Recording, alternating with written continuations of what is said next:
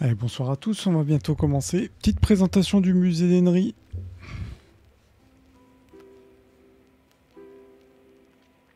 Petite.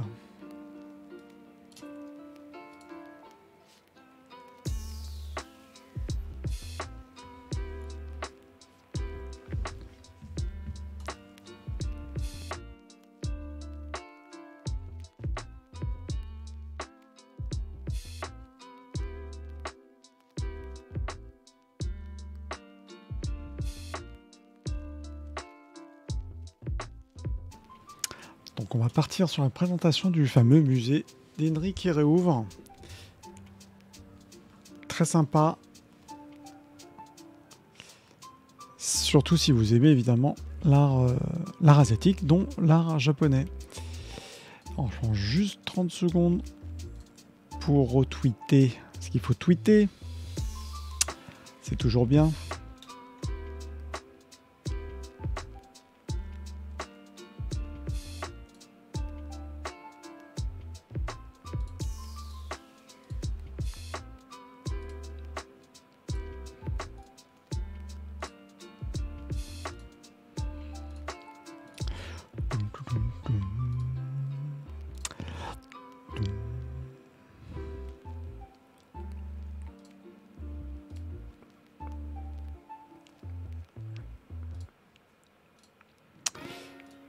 Donc on va commencer, je mets juste les bonnes slides, c'est quand même mieux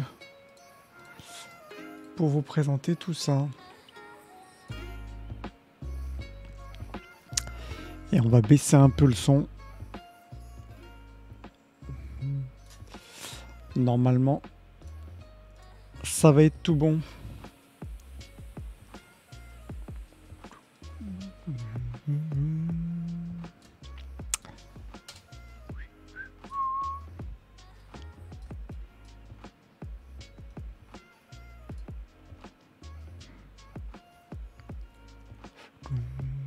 Et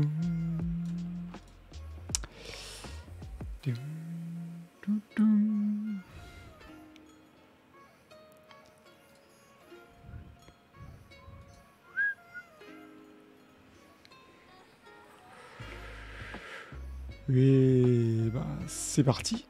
C'est parti, c'est parti. Bonsoir à tous. Bonsoir, bonsoir. Donc avec du retard. Mais j'espère que tout va bien. Donc je vais vous présenter aujourd'hui le musée d'Henry. Donc mes excuses hein, pour ceux qui ont suivi sur Twitter. Le léger retard, le léger décalage. Voilà, voilà. Je me remets juste avec le Twitter, c'est quand même bien. En tout cas, voilà. Bon, donc, petite présentation. J'espère que déjà vous allez bien, que vous avez passé une bonne journée. Présentation courte, hein. Je ne vais pas vous faire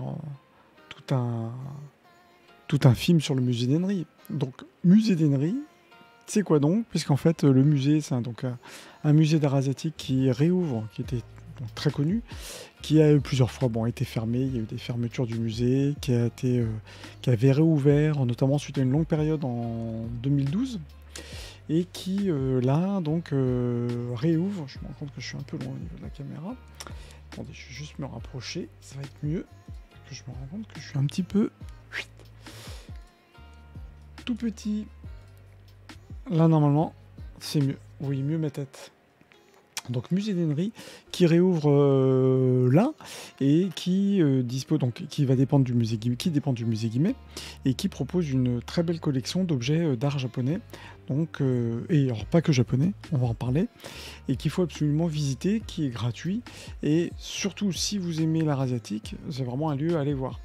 Donc je vous fais un petit tour en petite présentation, et puis à la fin on regardera, je couperai la musique et on regardera ensemble la vidéo de présentation qui a été faite spécialement sur le site du musée Guimet par Monsieur Lefebvre, qui est directeur des collections du musée, et qui présente justement le musée d'Henry. Comme ça on regarde ensemble.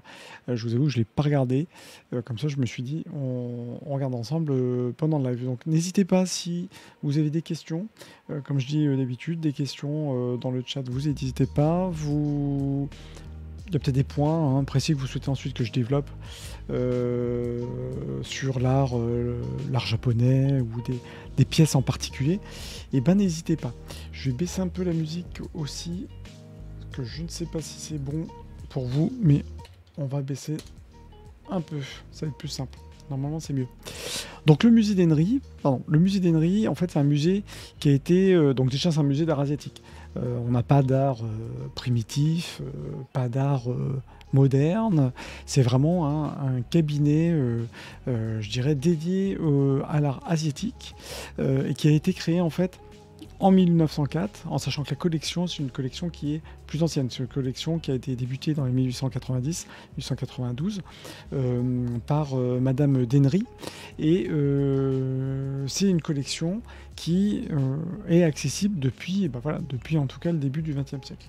Je me rends compte que je vais peut-être changer la musique, si vous me donnez juste 2 minutes. Pif.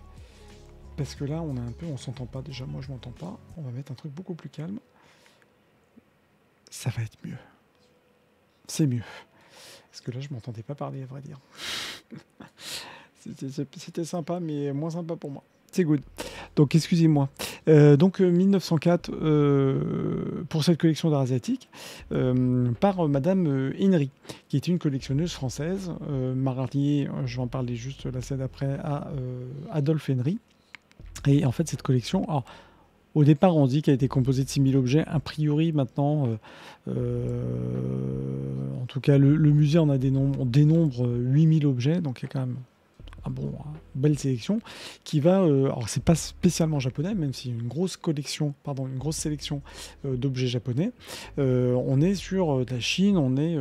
vraiment sur plusieurs pays, et ça va du 3e millénaire, comme je le mets ici, 3e millénaire jusqu'au début du XXe siècle, avec une vraie collection éclectique d'objets japonais, d'objets d'art. Je vous ai mis ici quelques photos vous pouvez retrouver, qui sont des photos prises, notamment, bon voilà, je mets toujours les copyrights des photos, je fais attention, et puis justement c'est toujours l'occasion. Moi j'ai évidemment pas pu faire des photos là, puisque le musée réouvre demain. J'en parlerai aussi tout à l'heure, en sachant que le musée a cette tête-là, c'est un peu comme un cabinet de curiosité. Vous avez dedans voilà, plein de vitrines, vous pouvez tourner autour des vitrines. Alors vous pouvez pas, évidemment, je précise toujours, vous ne pouvez pas toucher les objets, surtout qu'il y a des objets qui sont quand même très fragiles, des objets qui sont rares aussi pour beaucoup. Donc il faut juste comprendre que c'est un musée qu'on va visiter quand on a envie de replonger dans cette période du début du XXe siècle amoureuse du Japon. Et donc même si on y va une fois, sauf si évidemment vous travaillez sur des sujets spécifiques, hein, par exemple sur l'art japonais, on va parler des Netsuke, vous allez y retourner parce que c'est vraiment une belle collection. C'est une collection qui dépend du musée Guimet. Mais ce sont des pièces qui sont uniquement présentées dans ce musée d'Inri. C'est-à-dire que ce n'est pas un lieu d'exposition qu'on me peut imaginer, où vous avez par exemple des pièces du fond qui sont présentées, par exemple du fond du musée Guimet, qui sont présentées ici de temps en temps. Ce n'est pas des expos temporaires. On est vraiment sur une collection complète qui est présentée. Et donc c'est pour ça que moi je conseille toujours, si vous allez au musée Guimet par exemple pour une exposition ou autre, et ben ça vaut le coup d'aller au musée Guimet, comme je referai un topo, enfin je sais pas, je ferai un topo aussi sur un petit musée qui dépend aussi du musée Guimet, qui s'appelle le Panthéon bouddhique, qui a un lieu juste après, et qui est là pour le coup, ben, comme son nom l'indique, dédié aux représentations, aux sculptures bouddhiques. Et vous avez là une collection incroyable d'objets, de sculptures que vous ne trouvez nulle part ailleurs, hein, sauf évidemment au Japon, puisqu'on est sur une collection de statuaires de Monsieur Guimet. Mais ça, on reviendra dessus plus tard. Là, focus sur le musée d'Inri, qui, comme vous pouvez le voir déjà sur les photos, regorge déjà d'objets qui sont complètement différents. On voit bien que, même si on ne rentre pas dans le détail, on voit qu'il y a une collection de tout. On voit qu'il y a des céramiques, on voit qu'il y a des masques, on voit qu'il y a des petits objets, même si on ne sait pas trop ce que c'est. Donc, c'est les fameux Netsuke qui sont ici. Tout ça, bref, on a l'impression de rentrer chez quelqu'un, une grosse collection quand même, d'un amateur plus que passionné par les arts d'Asie. Donc ce lieu est vraiment, en tout cas pour les amoureux de l'art d'Asie, c'est un incontournable qu'il faut absolument aller voir. Même, je vous dirais, même les vitrines, si vous voyez les vitrines, c'est vraiment les vitrines d'époque, des vitrines, on n'en fait plus des comme ça. Rien que les vitrines, elles valent le coup. Donc Clémence d'Henry, je vous ai mis les dates, hein, c'est une femme qui était donc avant tout collectionneuse, en tout cas évidemment connue pour sa collection, épouse d'Adolphe Philippe d'Henry, qui était lui-même romancier, journaliste, en tout cas il est dramaturge aussi, réputé pour ses ouvrages. Moi, ce qui m'intéresse, c'est surtout Clémence d'Henry, en fait, qui était passionnée. Bon, on l'est tous. Enfin, je ne sais pas si vous me regardez, si vous suivez, si vous tombez sur cette vidéo après. Je pense que si c'est que vous avez cherché musée d'Henry, on est tous amateurs. On peut être passionné, on peut être collectionneur d'art d'Asie. On va se spécialiser. Et puis après, des collections, évidemment, ça évolue avec le temps. On va aussi être amoureux de plein d'autres périodes, plein d'autres lieux géographiques. Et bref, une collection, une passion, ça se construit. Et plus on va découvrir des pièces, plus on va découvrir des pans de l'histoire de l'art, plus on va vouloir pousser et creuser et découvrir d'autres pièces. En fait, cette collection, c'est ça. C'est pas une collection qui s'est construite. Elle n'a pas eu 6 000 ou 8 000 pièces en un seul coup. Hein. C'est une collection qui sont construites par passion et petit à petit au fil du temps, avec une vraie volonté, et ça dès 1890, avec une vraie volonté de partager ces objets, une vraie volonté de présenter ces objets. Ça c'est aussi important parce que dans le cadre d'une collection, vous avez des collectionneurs qui sont plutôt intimes, des collections privées et qui sont peu exposées.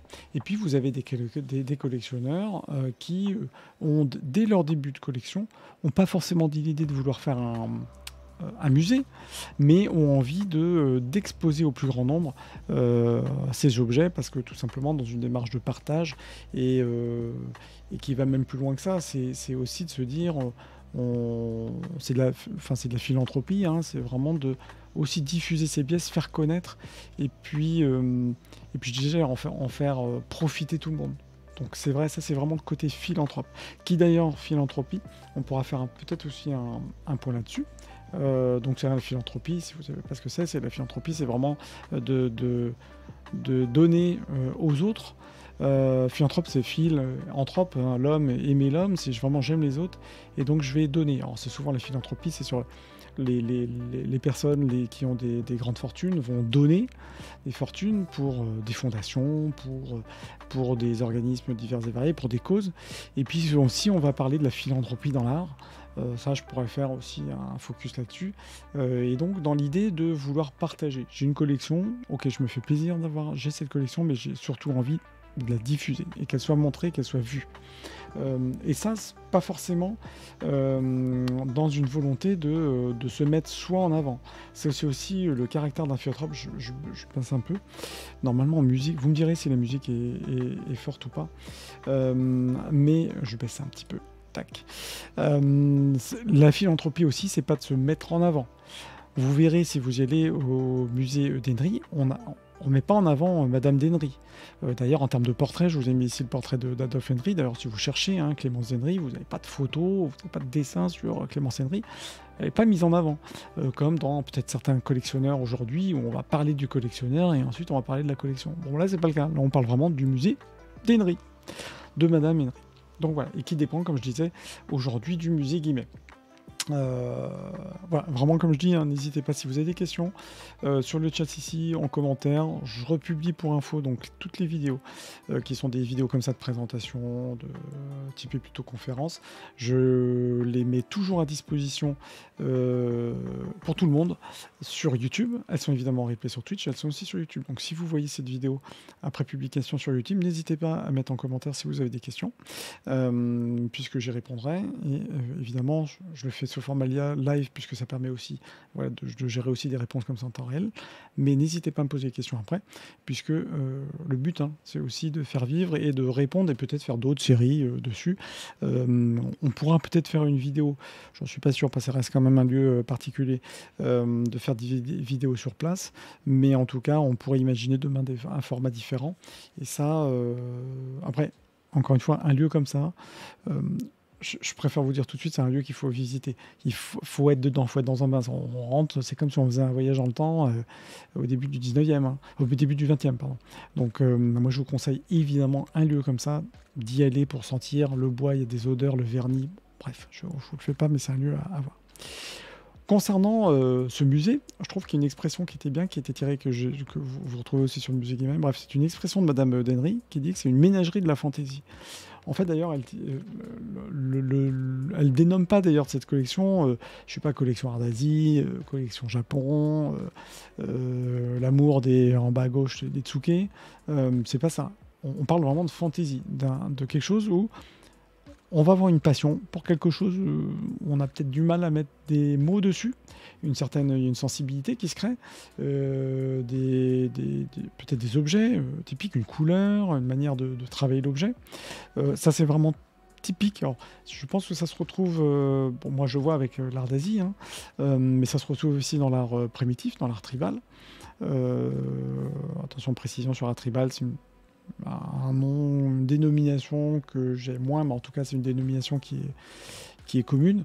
En tout cas, juste pour dire que j'ai de native Twitch, qu'est-ce qui se passe? Non. Ce que je veux dire par là, c'est il y a un fond, il y a quelque chose qui a attiré cette collectionneuse, comme toute collectionneur. On va aimer des pièces, quelque chose qui ne s'explique pas. Il y a des gens qui ne vont pas aimer.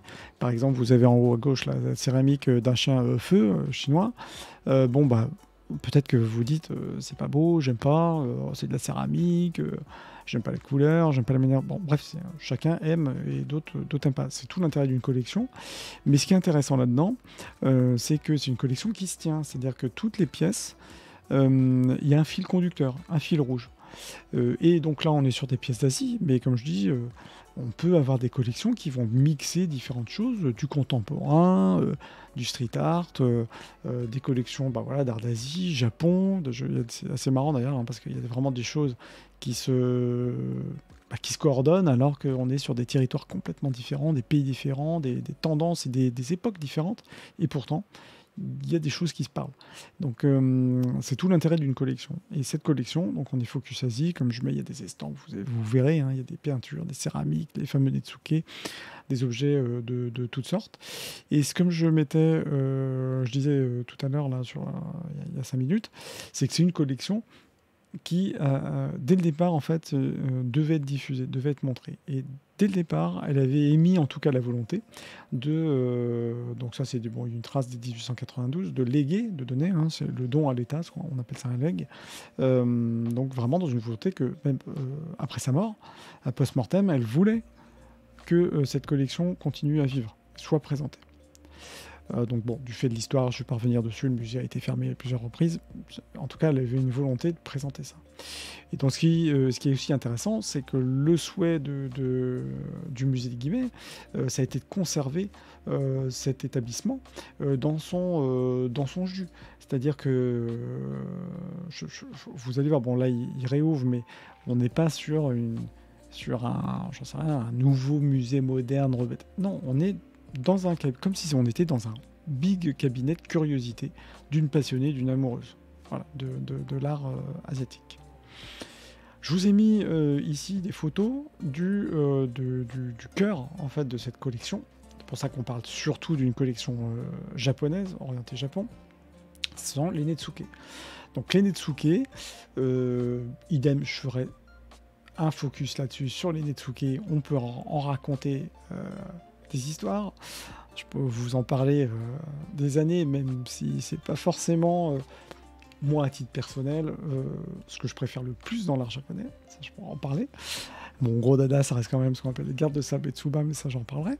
Mais les Netsuke, c'est très intéressant dans l'art japonais parce que c'est d'autant plus intéressant que cette collection de Madame Denry présente pas qu'un peu 2500 Netsuke, ce qui est quand même assez énorme, vous vous rendez pas compte, mais aujourd'hui les Netsuke, ça reste quand même des objets d'art donc qui sont tout petits, hein, qui sont des objets qui mesurent les 4-5 cm grand max. Bon, il y en a de plus long, mais en tout cas en moyenne on est sur ce format-là, qui sont des objets en fait qui servaient à tenir, je vous ai mis les petites boîtes ou les sacs à la ceinture des hobbies. Et donc ça, dès le XVIIIe siècle, donc on est fin Edo, hein, on n'est pas sur les armures de samouraï, on est vraiment on est déjà fin Edo, donc Edo hein, de 1600 jusqu'à la fin 19e, où on est 1863, où l'habitude était de porter, on n'avait pas de poche à l'époque, hein, les nobles, les passants, on n'avait pas de poche hein, dans les hakama et dans le vêtement, donc on attachait à la ceinture, on n'avait pas non plus des pochettes Ispak ou Carhartt, donc on avait ce qu'on appelle donc un inro, c'est sa fameuse boîte. Je ferai aussi une présentation. Ce qui est génial, c'est qu'avec cette chaîne, en fait, pour tout vous dire, hein, c'est une chaîne moi que j'ai envie de créer depuis des années, mais je me suis dit, il y a un timing pour faire ce genre de chaîne, et puis surtout, il y a tellement de choses à raconter que je pourrais en faire des vidéos, même des vidéos sur les Netsuke, on pourrait en faire 10, quoi. Donc, mais l'idée, c'est quand même traiter le sujet, et puis comme je dis toujours, c'est aussi orienté en fonction des envies de chacun. Bref. Je ferme ma parenthèse. Les fameux Netsuke servent à tenir donc ces fameux Inro, qui sont des boîtes généralement de 3 niveaux, des boîtes empilables qui se ferment par une petite cordelette, qui permettaient donc de porter des objets, de porter tout ce que vous aviez en tout cas à porter à l'époque, tabac, etc. Et qui s'attachait à la ceinture. Mais pour faire tenir la cordelette à la ceinture, il fallait forcément quelque chose au bout du fil. Il n'y avait pas de mousqueton à l'époque. Et donc ce petit objet qui permettait de tenir la corde et qui permettait de tout retenir et se trimballer tranquillement dans la rue, c'était le fameux Netsuke. Le Netsuke, il est en bois, il est en ivoire, vous avez tout un tas de Netsuke, et la force en fait de ces Netsuke, c'est qu'ils représentent aussi bien des petits objets, des animaux, donc c'est de la faune, de la flore, vous avez tout en fait, tout le panel je dirais d'animaux représentés, pardon. Je suis en train de... Ah ouais, le téléphone qui sonne en même temps, ça va pas le faire. Je vais juste couper mon téléphone, c'est quand même mieux. Hop, donnez-moi merci. Donnez-moi 2 minutes. fait, ça va très vite. Et donc l'intérêt en fait des Netsuke, c'est que les Netsuke, vous en avez donc de tout type. On peut voir ici, hein, il y a une petite grenouille. Je ne sais pas si vous voyez bien sur les salles, mais il y a une petite grenouille. Vous avez un seau, vous avez des animaux de toutes sortes, des souris. Bref, on a tout le bestiaire japonais, on a tout l'attirail pardon, décoratif qu'on retrouve au Japon, dans le Japon de Edo, et même il y a eu des créations au XXe, hein, mais c'est très intéressant parce que vous avez ici un panorama donc, de cet univers du Netsuke. Donc si vous travaillez Netsuke, si vous êtes passionné des Netsuke, je relance mon truc. Si vous êtes passionné des Netsuke, vous travaillez peut-être, je sais pas, vous êtes peut-être étudiant, chercheur sur les Netsuke, même s'il y a déjà eu beaucoup de choses qui ont été faites dessus. Rien que voir cette belle collection, bon, voilà. Même si, encore une fois, on n'est pas amateur, on peut pas se dire le contraire qu'il y a des choses qui sont dingues.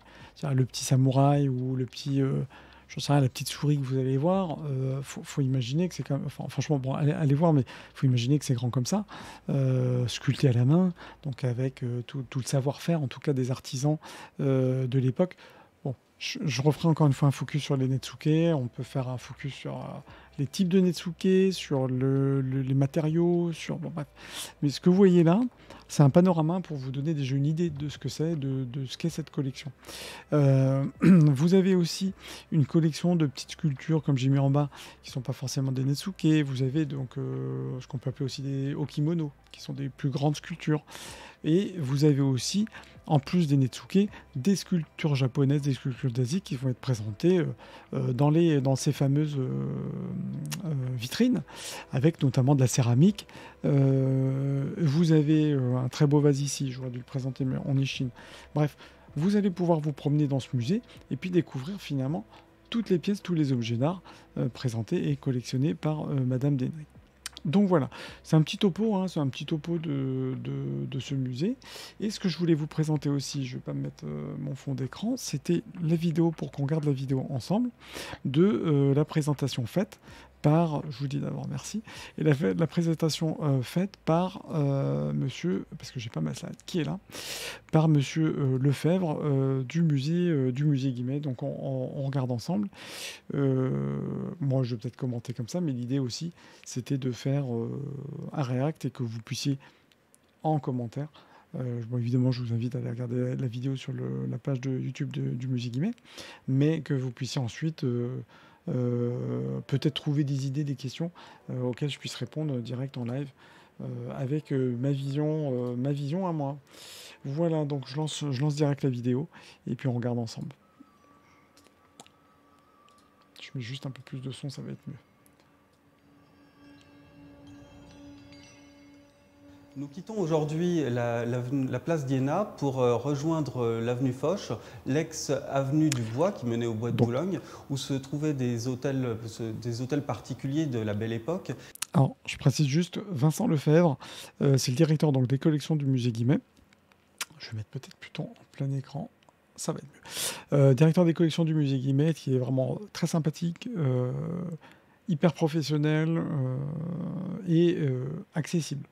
Donc vous allez voir que dans cette vidéo, c'est aussi l'intérêt, pourquoi je voulais montrer cette vidéo, c'est aussi vous montrer que le musée Guimet, c'est pas du tout un musée pompeux, fermé, dédié, uniquement réservé aux connaisseurs. Au contraire, on est vraiment sur une approche très ouverte, une approche qui est mise sur l'accessibilité et que vous soyez complètement néophyte, vous n'y connaissez absolument rien aux arts asiatiques, absolument rien aux arts japonais ou par exemple, comme on vient de dire, les Netsuke, vous pouvez vraiment tout comprendre, vous pouvez vraiment y accéder. Je précise aussi avant de relancer la vidéo, c'est que le musée Denry, vous avez donc c'est un musée qui est gratuit sur réservation, donc il faut aller sur le site du musée Guimet pour pouvoir réserver. Vous avez aussi des visites guidées, il me semble qu'il y en a 2 le samedi matin, donc je vous invite évidemment à faire. Et voilà, la carte de l'accessibilité, c'est vraiment la clé de ce musée. Et donc c'est vrai que Monsieur Lefebvre est dans ce sens-là, ça va vraiment dans ce sens-là. Et c'est ici que Clémence Denry a construit un hôtel particulier pour elle et son compagnon Adolphe Denry pour abriter leur très importante collection d'art extrême oriental. Clémence d'Henry, elle a précise que j'ai commencé pas par vu la vidéo constituer, exprès. un peu dans la continuité du XVIIIe siècle, une collection autour de la porcelaine chinoise ou bien des lacs du Japon, un peu dans l'esprit de Marie-Antoinette. Et puis progressivement, elle s'intéresse à des objets plus atypiques, des objets, des sortes de curiosités, des objets décoratifs. Le musée, voilà, le focus là, justement, la petite parenthèse qu'a fait Monsieur Lefebvre sur Marie-Antoinette, c'est parce qu'il y a une grosse collection de lacs, vous pouvez voir peut-être d'ailleurs, vous avez peut-être déjà vu, là on était plutôt sur les lacs. Et la différence, bon après évidemment c'est pas du tout la même période, on n'est pas du tout sur la même chose, mais la différence c'est ça aussi, c'est-à-dire que les objets, avant on était plus sur, je vais pas dire la représentation, mais on était à une période où il fallait montrer, faire venir des objets d'un pays exotique pour justement montrer et en mettre plein la vue. Les lacs, je ferai aussi des focus là-dessus, les objets en lac, notamment le mobilier, les boîtes en lac, ont été surtout à l'époque, jusqu'à la période Edo, étaient c'est pas fortement, c'est pas chargé de décoration, mais c'est souvent doré. On est sur de l'objet qui est visible, qui passe pas inaperçu. Voilà. Je ferme la parenthèse. Tels que ces petits ivoires. Et elle va donc constituer cette collection en se fournissant sur le marché de l'art parisien auprès d'antiquaires, mais aussi de manière plus ponctuelle dans des grands magasins tels que le Bon Marché. Alors, qui est Clémence d'Henry? Qui vendait donc à l'époque des objets qu'on qualifie aujourd'hui d'objets d'art. La bonne bourgeoisie parisienne, elle naît en 1823 et malgré ses origines, elle décide de se lancer dans une carrière théâtrale. Elle va être comédienne. Puis elle épouse un magistrat qui lui donne le nom de Desgranges, mais cet homme, elle va vite le quitter pour vivre avec son amant, le dramaturge d'Henry, bien oublié aujourd'hui, mais qui a écrit pendant le Second Empire et la Troisième République de plusieurs centaines de pièces de théâtre ou de livrets d'opéra, ce qui a fait la fortune du couple et leur a permis donc de construire à la fois cette collection, mais également cet hôtel particulier agrandi et qui dans n'écrivait pas, sauf erreur, mais qui n'écrivait pas spécialement plus sur de cette grande galerie, bref, qui est évidemment qui se place dans le droit fil des galeries. Alors je n'irai pas jusqu'à la galerie des Glaces, mais enfin de tous les hôtels princiers européens. Mais c'est aussi voilà, ça c'est intéressant. Ce que je disais tout à l'heure, c'est que le musée, on est dans une galerie, enfin. On n'est pas comme une galerie d'art, quoi, comme on a aujourd'hui, où vous rentrez, vous ouvrez la porte. Là, on est vraiment dans un ensemble. C'est-à-dire, on rentre dans une collection. C'est comme si elle vous invitait boire un thé. Hein.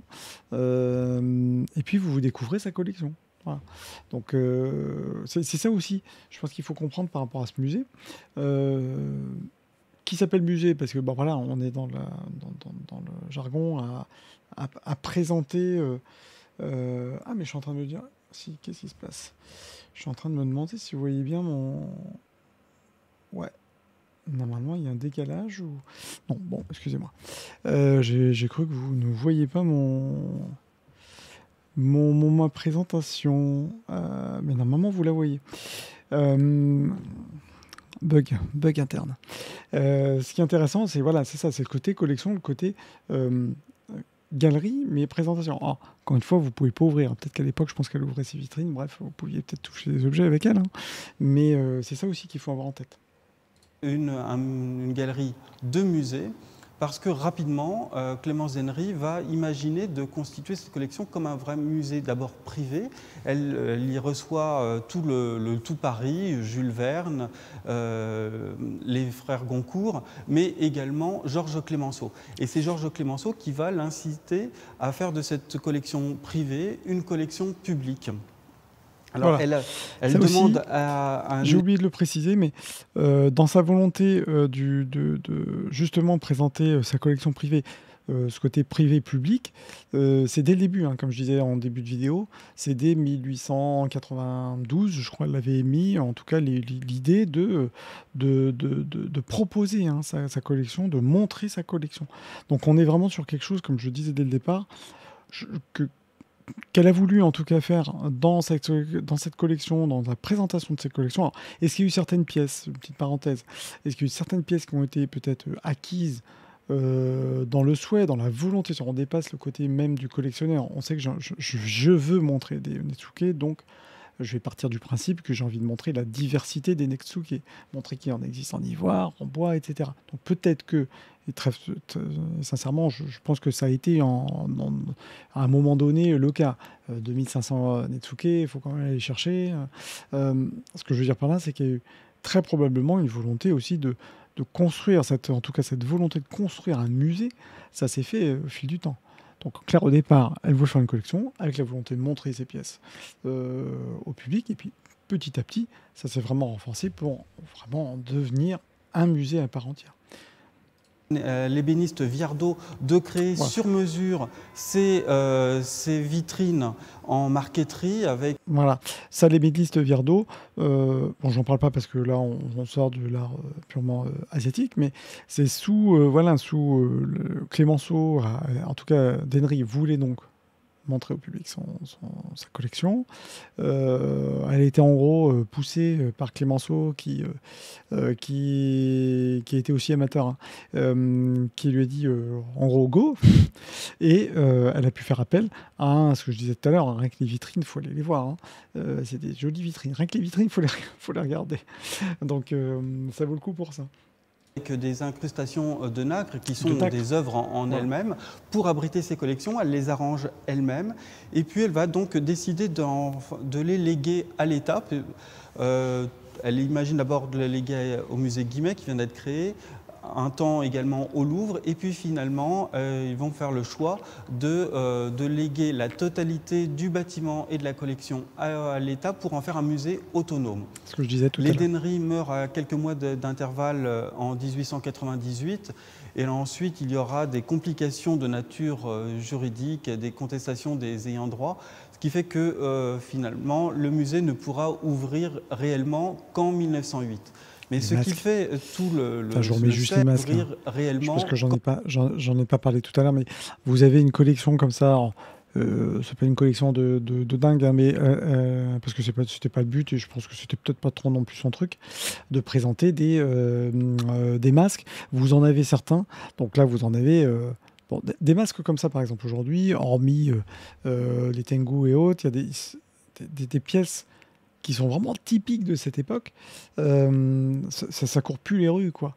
Donc vous en avez évidemment sur le marché, il y a des collectionneurs de masques, pareil, je ferai un topo sur les masques, mais c'est intéressant de voir ça, parce que ces masques aussi permettent de rentrer encore plus dans un univers, quand vous avez un Anya, un Oni comme ça, là, qui vous regarde, alors que vous regardez vous-même, vous regardez les petits Netsuke, bon voilà, ça vous met dans une ambiance. C'est ça aussi qu'en 1908. Mais ce qui fait tout le sel d'une visite au musée Dennery, c'est de voir évidemment 7000 objets qui sont pour certains d'authentiques chefs-d'œuvre et pour d'autres des objets qui sont plus anecdotiques, si j'ose dire, et que Goncourt parlait de ménagerie de la fantaisie à ce propos, mais c'est aussi de les voir dans leur présentation, qui est celle d'une demeure... Tout à l'heure, je disais ménagerie de la fantaisie, c'était elle, mais non, dans le goût d'une époque. Et ce musée qui ne peut pas être modifié, bon, vous le visitez aujourd'hui vraiment tel qu'il a été conçu. C'est ce qui est un cas tout à fait singulier, puisque la plupart des musées ont évolué et se sont modernisés. Ici, vous le voyez vraiment dans son état de la belle époque. Pour des raisons évidentes de disposition des lieux, on ne peut pas le visiter de manière autonome, mais en visite guidée. Et pour ce faire, vous pouvez vous inscrire pour des créneaux de visite sur le site du musée Guimet. Voilà. Donc c'était ce que je disais tout à l'heure. Donc là, cette vidéo, vous pouvez la retrouver, déjà, avant d'avancer sur ce que je raconte. Vous pouvez la trouver directement sur la chaîne YouTube du musée Guimet.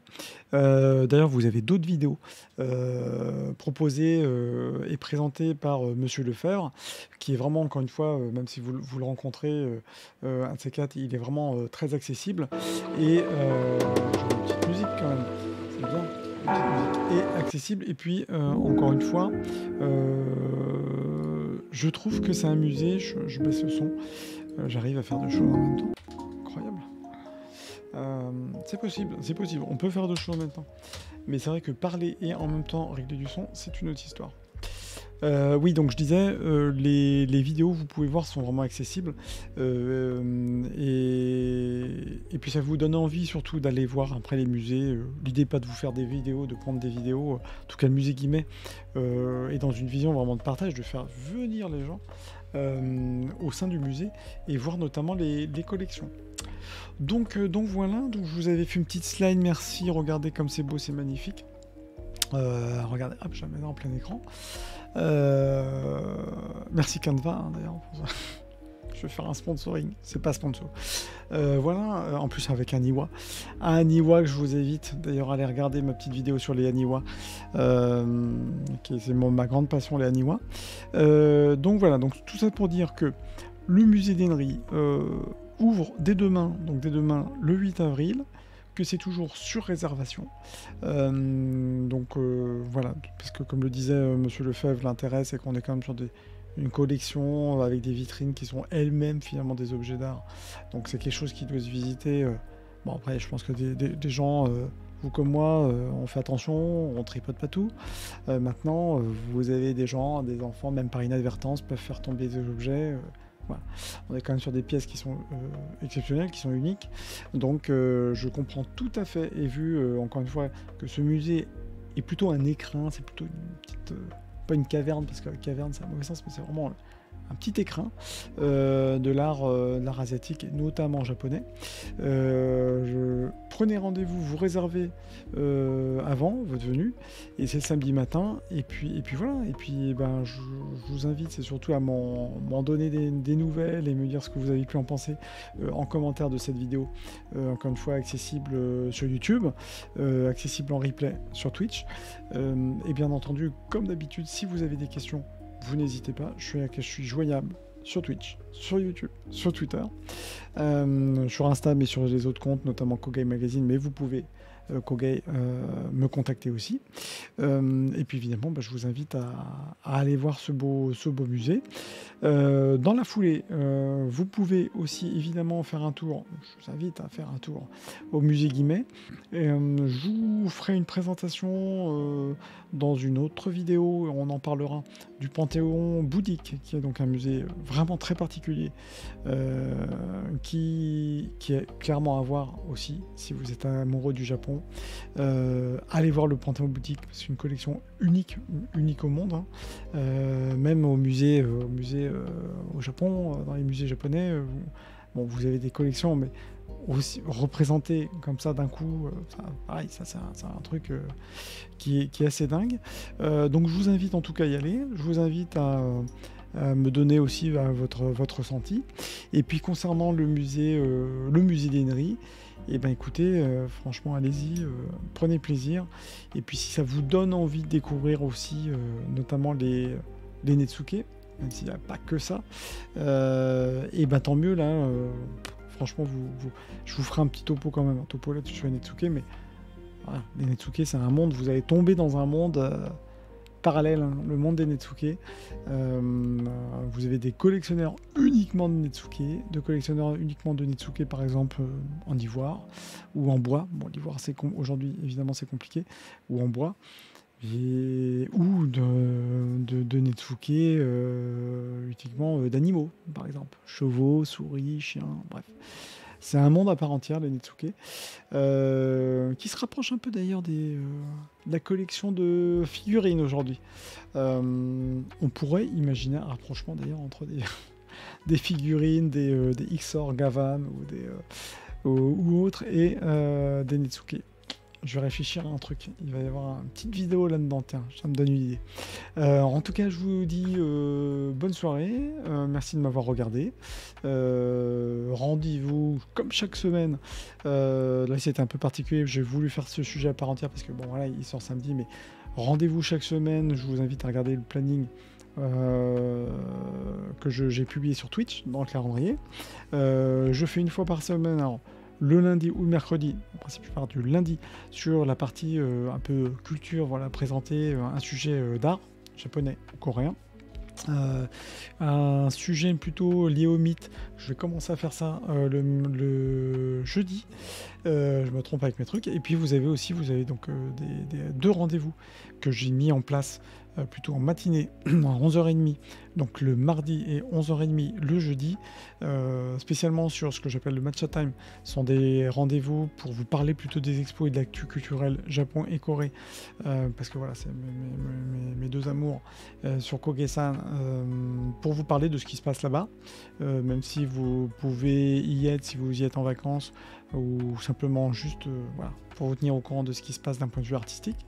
Et puis le mercredi, donc on est le mardi, jeudi, Matcha Time, et mercredi, le Point Expo en France Convention, pour vous dire tout ce qu'il y a à voir ici dans notre pays. Et comme je disais, peut-être que je ferai en fonction des Japan Expo et autres, des conventions particulières, quand j'y suis sur place. Là, on va être sur des rendez-vous en plus, les week-ends, bref, ça on ajuste. Donc des rendez-vous calés. N'hésitez pas, encore une fois, à me contacter si vous avez des sujets que vous souhaitez que je traite. Si vous avez toujours, pareil, des questions. Et puis écoutez, je vous dis à bientôt. Voilà. Et puis bon vendredi soir. Enfin bref, si vous regardez cette vidéo plus tard, bonne journée ou bonne soirée. Allez, ciao, à la prochaine. Ciao, ciao.